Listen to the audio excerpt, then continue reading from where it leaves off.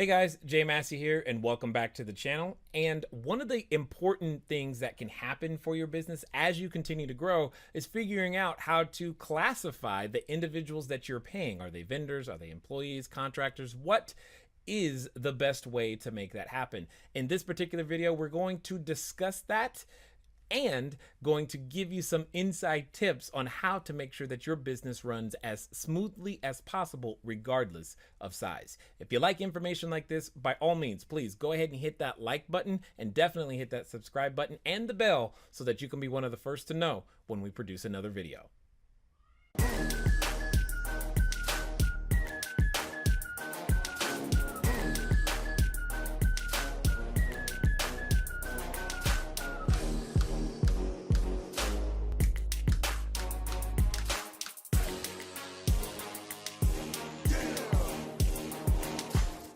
So we are looking, we're currently hiring a runner for our business, and I don't mean to overcomplicate it, but it seems that if we're going to be directing them and telling them how to do their job and all that kind of thing, they sound a lot more like an employee than a independent contractor. Sure.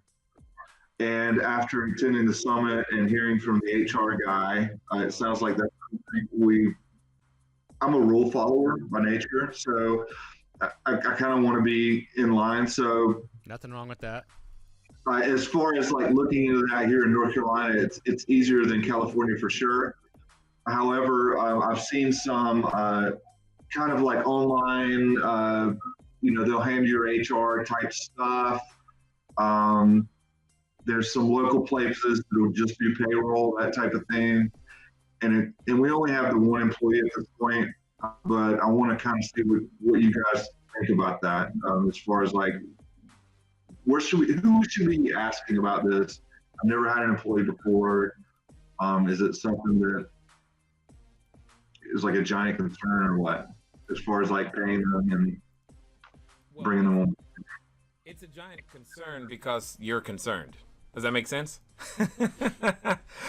So that doesn't. What's that? That's exactly what I was thinking. It's a giant concern because you're concerned, and you're right to be concerned because the EDD, they don't play, and they, as you saw at the summit. For those of you wondering what we're talking about, during the summit we invited a number of different types of speakers. One of which was a HR expert, because I identified earlier last year. In 2018, I had identified there's some issues. There's two specific positions, specifically with your cleaners, and second, where your runner, where you could have some additional liability that you're not currently set up properly for. And that's what John is referring to. Now, for those of you who have already gotten the recordings, yes, when you will get that edited version of the section as well. But John was there live, and that's why we're having this conversation at this particular moment. But yes, what it comes down to, John, is you're in North Carolina. Again, what I would do is I would go to the BNI website in Charlotte, North Carolina, and start to look for an HR person that you could then have this conversation with. Does that make sense? Because they're going to be able to give you a more clear definition of what North Carolina defines as a contractor versus an employee. My suspicion is, and where the dividing line is going to be, is not so much in the job duties, but more in the, does this person have other customers and clients, etc., to make that work? Does that make sense? I think that's where you're gonna fall. That's where you're gonna fall into in the employee category more challengingly, for sure. So, but as you can see on the screen, there's a number of BNI chapters in the was that Charlotte, North Carolina, Winston-Salem areas. I'm going to take a stab in the dark and say that there is an HR representative of some kind in one of those chapters, and you can just do a search to be able to find them. Does that make sense? You can click on any one of those chapters and it'll tell you phone number, gives you their email, tells you what they kind of their role and what they do. You can figure out what positions and occupations that these people already have. That's how I would handle it, because ultimately there's a lot of very specific for lack of a better way of putting it. There's just a lot of very specific information that comes around that just matters when it comes to Charlotte, North Carolina, or North Carolina labor law. Understood. Yeah.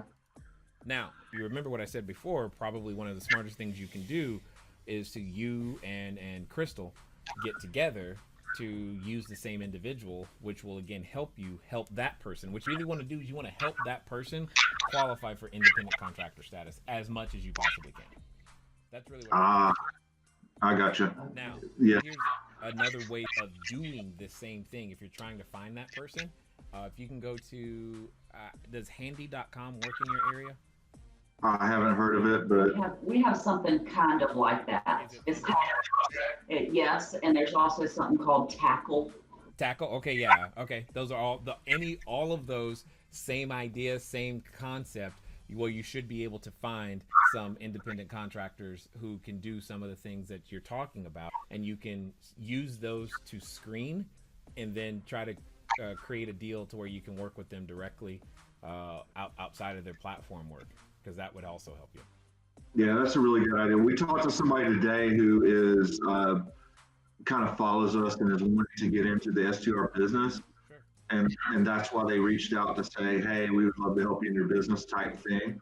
But yeah, you're meeting with that person tomorrow, right? Yeah, so I actually met with Crystal's runner a couple of weeks ago, but he was very expensive. I mean, he was going to charge me $15 just to take out the trash one time. Didn't we talk about this person?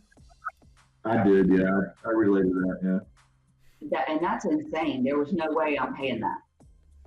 And I'm not saying you should. I'm not saying you should. I'm saying that this is just going to take some more work and more massaging to figure out. And I think ultimately what we decided, at least what I remember, the way I remember this going down, I said something to the effect of, John, the true solution is for you to just get more units.